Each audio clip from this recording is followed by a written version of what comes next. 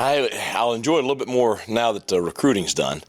It's been a crazy month. I mean, it's been where, anytime we're not practicing, we're on the road somewhere recruiting and doing home visits and trying to see, all of our committed kids before signing day. So, last year it worked out to where signing day was a week earlier, and the coaching staff got a little bit of a break when we sent the kids home. And just the way the schedule worked out this year, we really haven't had a break, this entire time. So I enjoy being out there on the practice field with the kids. They've been energetic. They're really energetic today. I enjoy all that. But, I am ready to kind of breathe out a little bit. Has it hurt your preparations at all or hindered? Well, I just think it's just put a little bit of a time stress on all of us. That's the only thing. I mean, I think that, when we've been here in the building, it's been really good. Coaches have worked hard. I mean, they feel good about our game plan. The players have really practiced well. I think really our time here in Greenville this year is probably, I feel like we prepared better than we did last year. So, last year I thought when we got to the bowl site, we were very, very sharp, and so I'm hoping to have a repeat of that this year. How important are these extra weeks to the growth of the program? Oh, it's tremendous. I mean, just, we've talked all week just about certain kids that maybe, were backups throughout the year, or they're young, that have just, leaps and bounds, during the bowl prep, because we really, that first week and a half or so, we focused a lot on those young kids. And so it's just been really enjoyable because you've gotten kind of a preview of what you're going to have in the spring before you get to the spring. So, if you do this continually year in and year out, obviously, you're adding, 14, 15 practices a year to the development of your program. You've had your craziness, Coastal's had his craziness. Has it been more difficult to prepare for them with all that they're going through, changing head coach? Well, yes, the head coach has changed there, but the coaching staff that coached them throughout the year is the coaching staff that's coaching the ball game. So we have a pretty good grasp on, who we're playing against and what we're going to be seeing schematically. And I have a lot of respect for their coaching staff. I've known that bunch for a long time, and they do a great job. So I really, I expect to see the 9-win Coastal team that has been there all year. That's the one I expect to see next week. Are there any similarities to teams you faced already this year that you've seen there? I don't know. I mean, they're offensively, they're a little bit different than what we've seen traditionally week in and week out. But, and like I've talked about before in my press conferences, I do think they've evolved a lot since I saw this staff last. And I think, they have incorporated in more of the zone run game. They still have a lot of the option stuff off of it. But, certainly I think they have a lot more playmakers than maybe they have in the past. Defensively, they look like a Chad Staggs defensive unit. They're very sound, very aggressive. They're going to be really aggressive against the run. They're good tacklers. They play with a lot of energy. So I think they're what I expect, from this coaching staff. People keep saying the bowl games are supposed to be fun. The coaches and players, the bowl prep, and also signing day is supposed to be a fun day. It almost feels like college football has become too much in its short amount of time. Does it need to be changed? Who changes it? I mean, what's kind of your take on the state of bowl? I think that there have been rule changes the last 2 years by the NCAA that has had maybe unintended consequences. But it has created, what we're dealing with right now, which is, vastly different than what college football was 5 years ago. Recruiting is vastly different than what it was 5 years ago. I don't think there are probably not many people that like the way the current state of college football is with that stuff. So I do think there needs to be maybe take a step back and, hey, what is best for the student athletes? What is best for the sport? And let's move that way instead of how can I keep from getting sued? How can I avoid a lawsuit? I mean, I think anytime you're making rule changes because you're scared, I just don't think that's worked out very good. And so I think there probably needs to be some kind of, governance. Somebody that is, I don't know, over FBS football, because FBS football is just so much different than any other, division. I just think there needs to be some consistency. There needs to be rules. I think that, right now I feel like there's not many rules. And I just think there really needs to be some thought put into this. And, I mean, it's not just me speaking out. I mean, you see, Mac Brown this week, who I respect greatly, Coach Narduzzi up at Pittsburgh, Coach Doran at NC State, counterparts that are all throughout the Eastern Seaboard have been very vocal this week about, just things that they don't like about the direction that things are going. Tell us how the portal even works for you. Is it secret to us? Do you have a secret code to get in? Do you have a coach that keeps an eye on it? How does the portal work on a daily basis for you? Well, we monitor it every day. I mean, there is, obviously guys going in every day, and so we're monitoring it constantly. And, the way we view it is, we signed a large number of high school kids today. I still believe in that. And that's, I hope high school coaches hear me. We still believe in recruiting high schools. And so that is going to be the foundation of our program. But I do think that the transfer portal has added a different bucket. You have high school players, you have junior college players. Well, it's just a different bucket that we can draw from to fill out our roster. As we've talked about a good bit, we do try to be very, very cautious because we want to protect the culture of our locker room. And I want to make sure we're bringing in the right kinds of young men that will, be enjoyable for us to coach. They'll be enjoyable for our players to be teammates with, and they will represent East Carolina University in the first-class manner that we expect. And so we are very cautious with kind of who we bring in, but it is another bucket to, fill out your roster with. Signing day today, just how happy are you with the class you put together thus far? I'm very pleased with the class we signed, and it's we've been working on this class obviously for over a year now, and we've kind of said, okay, here's the line, and so if they're above the line, then we recruited them heavily, offered. We had a lot of guys on campus throughout the last winter, last spring, over the summer, all fall.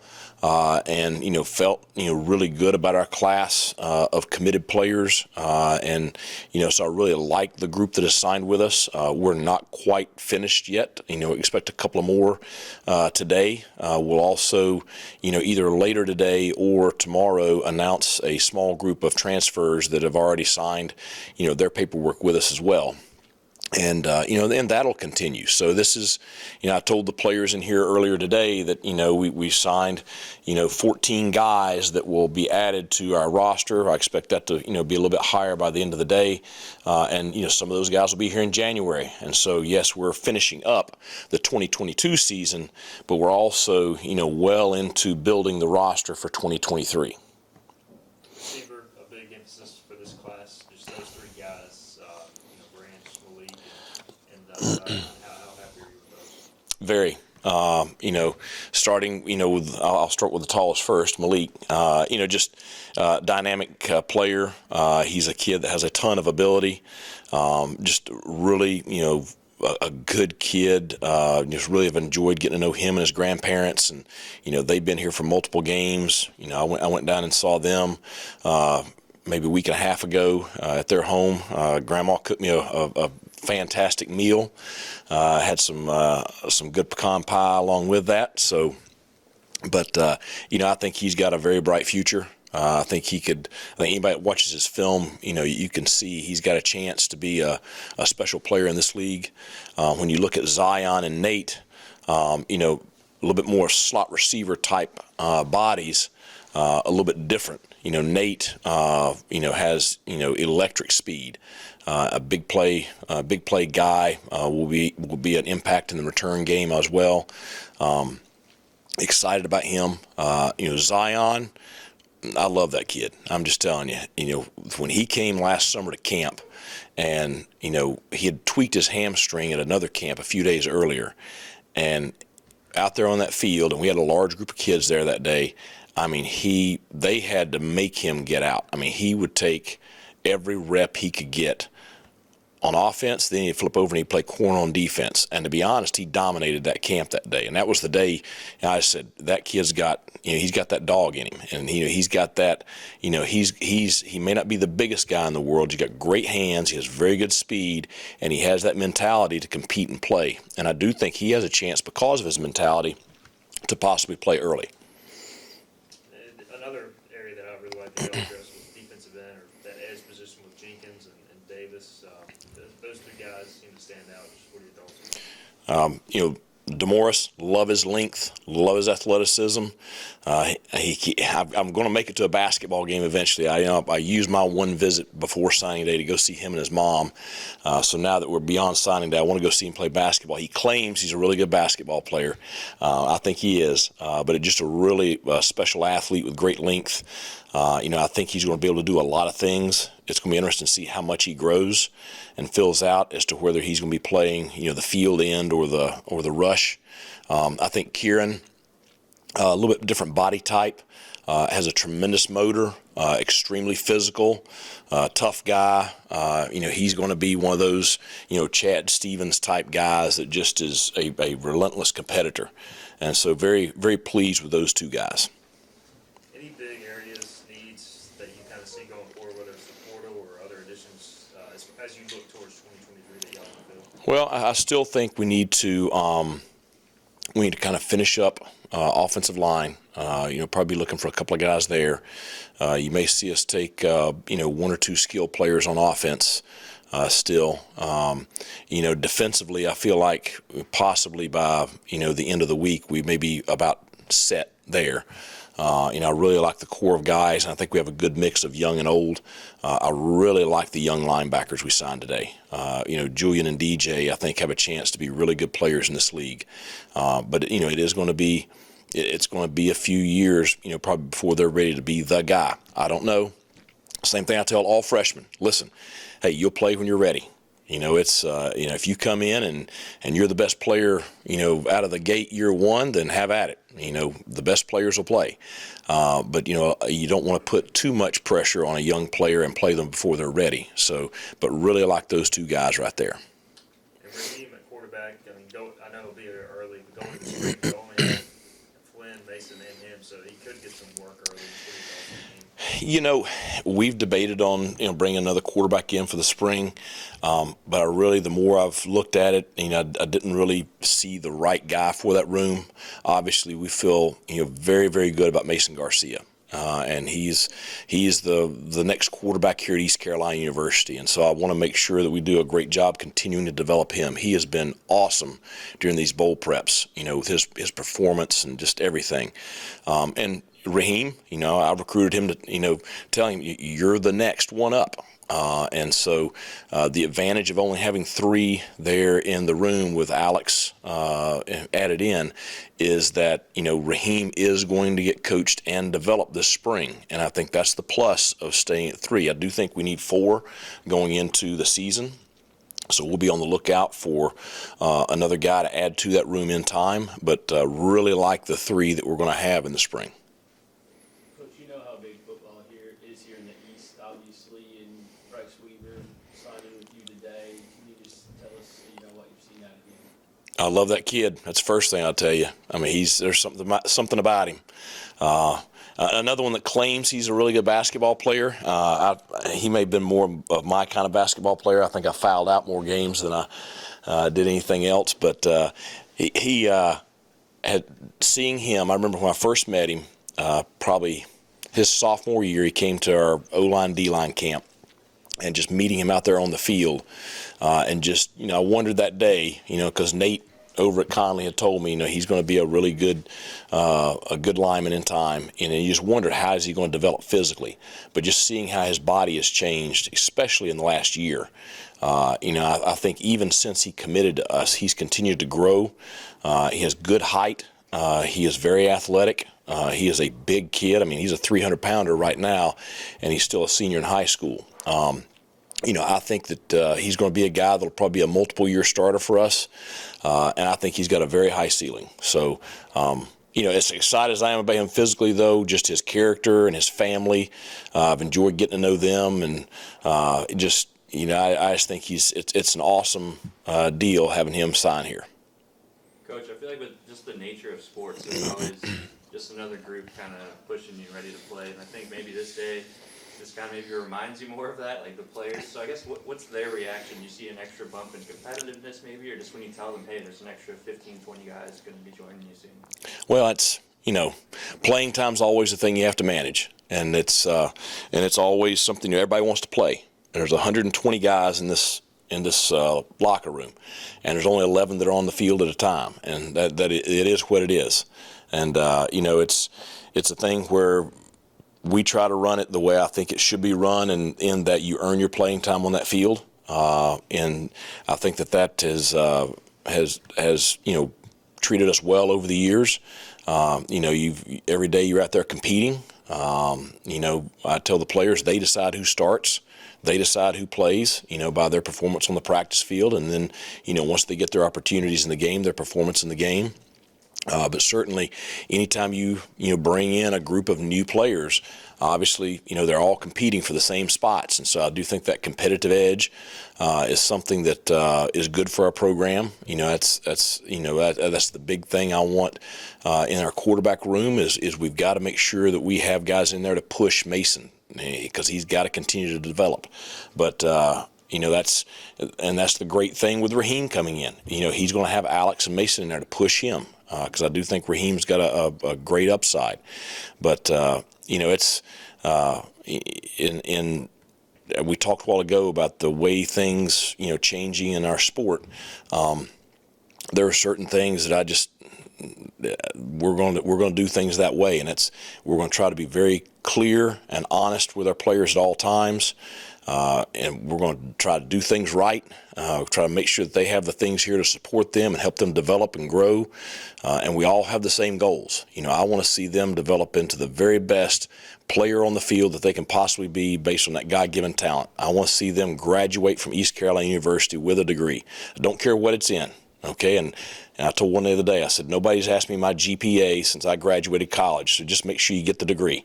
And I want to do well. I'm not saying that, but I mean, just get the degree. And then I want to see them develop into the best young man that they can be and be a productive citizen. And so, we're going to stay true to the values and core things that we believe in, no matter what.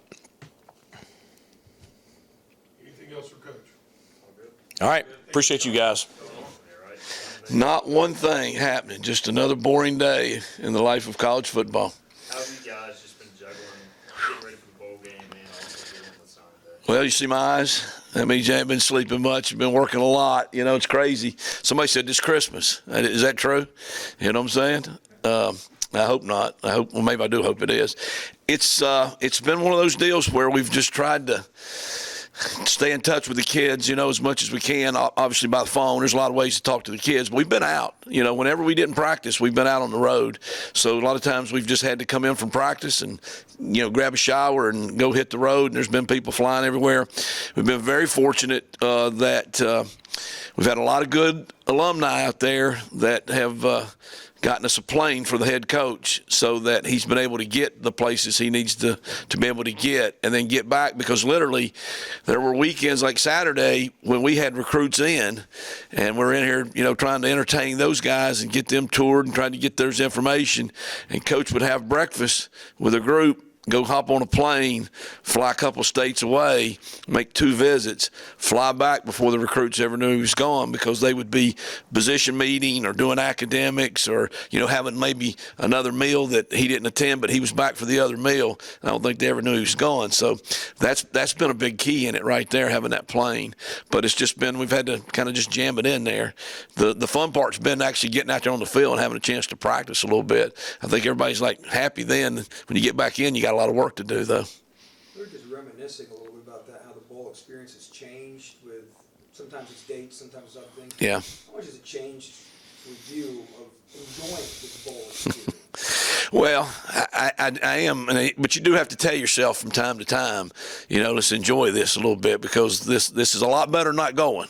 You know what I'm saying? The timeline this year was different in that signing date which now is an early signing date, which really changed things a couple years ago, was moved back a week. So normally we would have been done with this. It would have been even more hectic at the beginning of December, but then it would have been, okay, now we just got to go play the bowl game. So I don't know. There's probably too much going on right now. There's probably way too much going on in college football. You know what I'm saying? It's a great game, and sometimes I think people keep trying to make it better, and it's already pretty damn good. We probably need to leave it alone a little bit. Every day I come in, I'm just checking heads, making sure the same people were in my room or same people on offense, same people on the team that we had last time, So I don't do the social media very much, but I'm going to have to start just so I'll know who's going where, who's still playing. And that's been a problem with getting ready to play against Coastal. They got a lot going on. They got coaching change going on, and they got guys going in the portal, and we don't know who to prepare for right now. So it's just a lot going on, maybe way too much. But again, I think Coach Houston does a good job of telling the team and us as a staff, you got to appreciate these days because this is what we all chose to do, and it's good. It's a really good thing. With this being Holton's last game, how important have these extra few weeks of practice been for Mason Garcia? I think with any position, especially at quarterback, and surely for Mason, to get to practice more is obviously making him better. He's had a really, really good end of the season practice anyhow, but I think the bowl practices, when we rested Holton a little bit more at the beginning, really gave him a chance to work with that first O-line and some of those receivers, and he's benefiting a lot from that right now. He's, we keep joking. Somehow we figure Holton might just show back up again. It seems like he's never going to leave or whatever. He says he's really leaving this time. We'll find out. But I know Mason loves him. But Mason's kind of excited, I think, about maybe him not being sitting in the room next year because he's ready to play. He's really ready to go. Mason, I would guess, maybe wants to play in this game against his hometown team. Is there talk about that? We've picked at him a little bit about that. He and Murphy's on our team, who's been injured, obviously, from, Carolina Forest right there in Conway. And, those guys wouldn't be able to go home, if we don't play well and win this game. So I know he's probably got a little bit more motivation in there. I know he'd love to play against anybody, though, but that would be pretty cool if he'd get to play against them, I think. Yeah. You talked about counting heads. Obviously, you had to find a center. Yeah. Can you fill us in on that? Well, yeah, that didn't start the month off very well right there, because the center's pretty key. You can't start any play without the center, and then with it being a shotgun offense, it's really, really super important. But Ergel's come through for us. He's been the guy that the second part of the year had really probably become the second center. He just hasn't played much. It's going to be a big challenge. But, the next guy up mentality is, what all good teams have. I think we have that. And he's had good good practices here for the bowl. But, I'm nervous about that. I'd be lying if I didn't say I was a little bit nervous about it. I think having Holton back there behind him can give him a little bit more confidence. Avery was able to do a little bit more than your normal center as far as set the defense, call out blocking schemes, different identifications, and he and Holton work together. Holton's probably going to have to take more of that on just because we don't want Ergel having to overthink. We don't want him to snap the ball, and they got a really good nose guard, so he's going to have his hands full right there. How many snaps did he take this game? You know what? I'm not sure, but it wasn't many. It wasn't very many. I don't know. Avery didn't come out hardly any. What do you see out of Coastal's defense other than maybe the personnel change and obviously Staggs? Yeah, and we know Staggs. Staggs, Coach Houston's known him for a long time. I've known him for a couple of years, I guess. And they've always been good on defense. And he does a terrific job. He does a lot of different things. They're similar to our defense in certain ways, but then not totally as much. But it's still in that same type of family of the way they play defense. Very aggressive, very good players, very good pass rushers. Now they've given up yards in the passing game, but they've created a lot of negative plays too with sacks. But they're just solid. They just got good athletes. You keep looking at them and go, where'd they get that guy at? How's that guy at Coastal Carolina? No slur against them, because people say that about some of our good players. How did East Carolina get that guy? Because that's just the way it is. They're guys that get missed. And they've done a really good job of recruiting players that are really good that probably got overlooked by a lot of schools. Coach, you talked about the center, but what about tight end? Yeah. Yeah, Ryan has not been able to play much the last part of the last couple of games there. He played, I think 4 plays against Temple, and so we missed him, I thought, there, though we had a really good game. Obviously, some other guys stepped it up, but just he was going to be injured. We were probably not figuring he was going to play, so we had already started to work Tyler Savage, and then CJ gives us some flexibility because CJ can play like a big guy. He's very similar to Ryan, really, in that they're really hybrid kids. They're really big wideouts, small tight ends, H-back type guys. So we've just kind of used them a little bit more that way. And then Shane Calhoun has always been a guy that's played. His role's going to expand a little bit. Talking about the quarterback room, you guys will add Jeter to the mix as far as signing him. Just Yep. how excited are you to get him signed? Oh, yeah. Yeah, we're thrilled to have been able to get a caliber player at quarterback like that. Raheem's just a really, really good athlete. He's a true dual threat kid, I'd say, in that he can run and he can throw. He's been in great competition, in that Spartanburg area. They play a good team every week, and it's been a big-time atmosphere. So we think, with him being able to come in January, that's going to really be good for him, too, to get that work. We're going to be a little thin at quarterback with Ryan Stubblefield leaving for the spring. Right now, I only have 3 guys. But it's hard to get work for more than 3 guys anyhow. So he's going to get thrown to the fire really, really quick. But I think overall the whole class, which I know that'll be Coach Houston's main thing today, he'll talk more about that. But we've addressed some needs. Most of the guys we're signing, obviously, I think are going to be for the future. I don't know how immediate those guys will be. There's going to be some more guys, I think, that are older that will probably be adding to the class. I think there's some transfers that will probably be released tomorrow.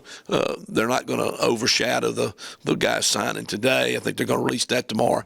And then it's a never-ending process in recruiting anymore. I mean, we used to say that, but now we really mean it in that every day there's something changing out there and who's becoming available. We all know that the portal will close, but then it'll reopen after spring practice, and somewhere some guy is not going to like his situation or his view, and if we have a need, I don't know that we love the process of this, but you got to play the game or you'll be behind. So we're playing it as hard as we can. Time for one more question. Do you like the portal? No. I personally do not think this is. I don't think it's. I think the guys ought to be able to go and make a change, but the way we're doing it right now, and then you coop that with this NIL. This is a madhouse. That's why I say it's a great game. We're tinkering with it way too much now. That's way above my pay grade. I'm not nearly enough, important enough to matter in this deal. But I don't like it. Yeah, and I'm sure it will. So, anyhow, appreciate y'all putting up with my raspy voice there. Thank you. Yeah, we're preparing, just like we have every week of the season, just for all those guys to play. And Grayson's a 3-time Sun Belt Player of the Year, and he's that for a reason. He's a very good quarterback, operator, gamer, winner, and he's done that. He's done a really good job for that program, and it's meant a lot to that program, meant a lot to that team. And when he's in there, and you saw the couple games when he wasn't in there, just looked a little bit out of sync. But when he's in there, that offense is greased up and rolling. And he got plenty of weapons out wide. Was Jared Brown, number 14 from Parkview High School in Atlanta there, who's got some real true speed out there. He'll pitch it to him on the perimeter or look for him in the passing game. The Pickney kid, 15, who we played against when he was at Georgia State, big tall target there. and doing a really good job for them there. And then tailbacks, they got a stable of them back there, and the most impressive is number 1, probably, who didn't play most of the season, played in the last 3 ball games. I think he had an injury, but he's a kid that can take off on you, so you got to know where he's at. I think he's got really good speed. And then the O-line, I think they do a really good job. You know, in some ways, you know, they're a zone read option type offense, you know, RPO. You see him come out against Troy, and Grayson's kind of, you know, taking his free access throws, whether it be hitches or slants or glances, whatever it may be. And then at the same time, you can hand the ball to the tailback, or he's going to pull and pitch it out there to 14 on the perimeter and get him in space. So they do a really good job of attacking you, you know, and just our kids are excited for the challenge and looking forward to it, and you know, just looking forward to getting to the bowl game. Do you prepare for a team that you haven't played before? Like, what's that prep like? Do you watch every game, or do you maybe watch what they did in the past month, or what's that balance? Yeah, so there are a couple things here. Once, when you prepare for a team you haven't played it before, you always go back and kind of, you know, you look last 4 or 5 games is kind of in your breakdown, but you look throughout the whole season. The one thing I will say, we played against Coach Chadwell and Willie Corn, even when Willie Corn was a quarterback at North Greenville. We were Lenore Ryan. He was a transfer from Clemson at the time. He's now obviously the offense coordinator calling the plays. So a lot of this same coaching staff we faced when we were at the Division II level. When we were at the Citadel, they were at Charleston Southern, so faced them again. So we've been back and forth over the years.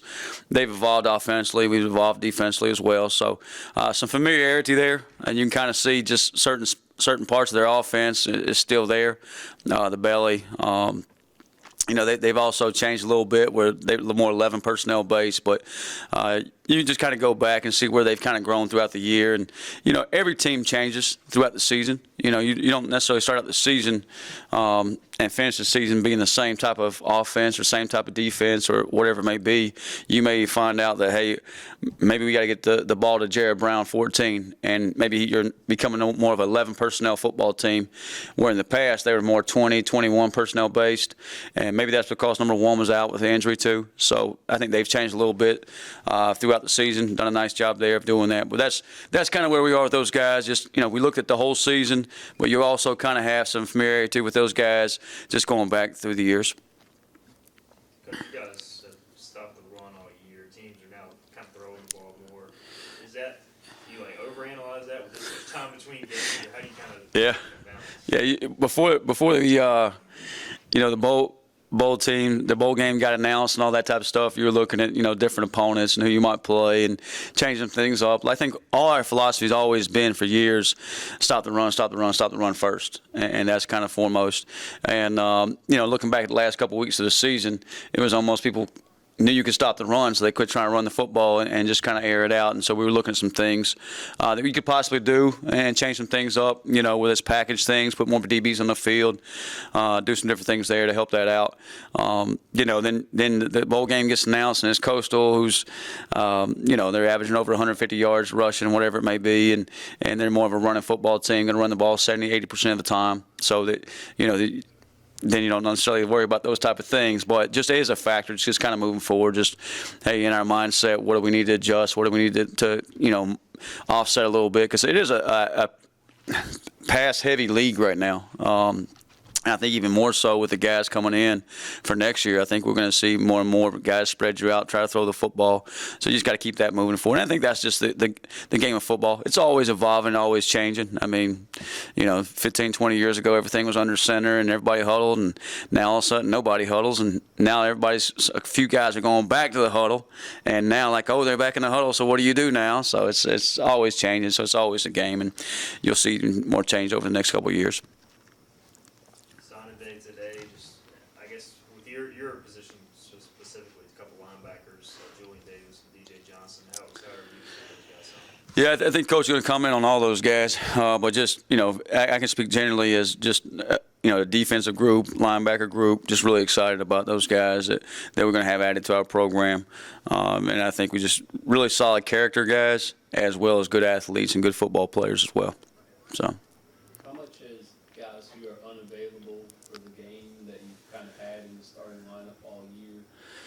How has that impacted you to get ready for the bowl? Yeah, I think our main focus is, you know, you got a preseason, you got the season, you got the off season, and at various times during that, during that portion of the year, you focus on the guys who are in the program available at that time. And that's what our guys are really doing a good job of, taking care of each other right now in that locker room and focusing on Coastal and taking care of the off season. The season's behind us now. And the postseason's here, and let's go focus on the postseason and get ready for Coastal Carolina.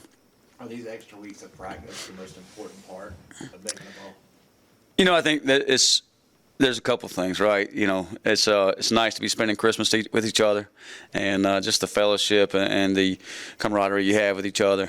So I think that's pretty cool, and the fact you get the opportunity to play in a bowl game is huge, especially for our guys who's, we went to a bowl last year, but we get to play in the game. So that's big.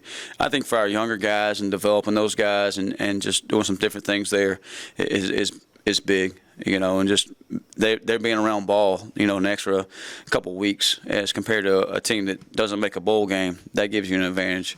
And if you do that 2 or 3 years in a row, just think about how many more practices those young men have as compared to somebody who doesn't. So I think that gives you an advantage. So, but the biggest thing is you're in the game, you get to go play a game, and you get to go play a game to win. So that's important.